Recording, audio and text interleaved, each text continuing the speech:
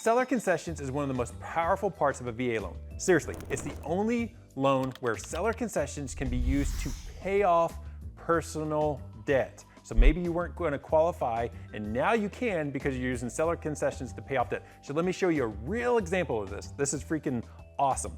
Okay, so let's go to the whiteboard. Let's pretend you are under contract or you want to purchase something for $400,000 and you're currently, you're working with a lender, going through the pre-approval process. They're thorough, they've done a good job, and they're like, hey man, you're not meeting VA residual, you're not going to qualify.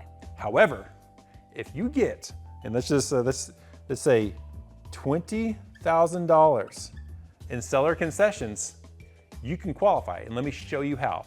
So $20,000 sounds like a lot.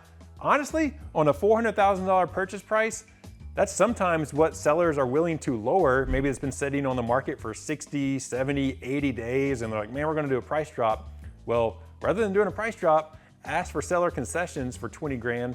They're gonna net the same if they were gonna drop it to 380, and let me show you what you can do. So in this example, you have an auto loan with $9,000 remaining and a $600 payment. And you have credit cards, you have $3,000 of credit cards with an equivalent monthly payment of $150. So that is $750 that we're counting against your debt to income ratio and your VA residual. And so you don't qualify.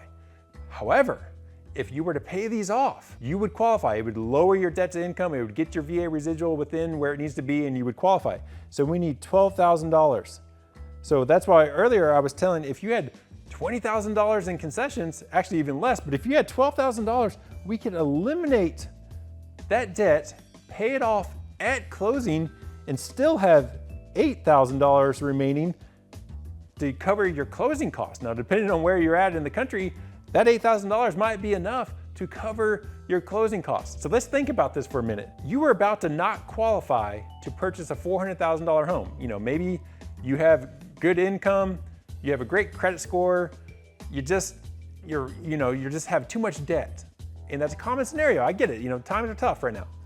But if you were to work with a realtor and work with a lender that knows how to ask and structure seller concessions, you could qualify and quit renting, quit throwing away money on rent, and now you're gonna purchase a home, all because you've got seller concessions to pay off personal debt. There is no other mortgage product out there like this. You cannot pay off personal debt on conventional loans. You cannot pay off personal debt with FHA loans. On VA loans, you can use seller concessions to pay off personal debt, lower that debt to income ratio, raise that VA residual income calculation, and qualify. And the seller concessions don't have to go to personal debt. This is just a scenario where I'm showing you how you could qualify.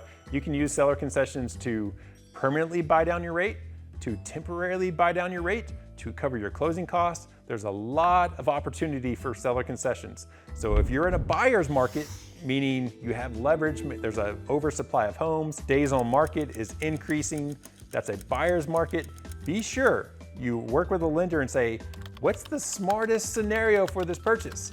Does it make sense to offer a lower purchase price, or does it make sense to ask for seller concessions, and we can use that to structure it and maybe get you under contract if you weren't going to qualify?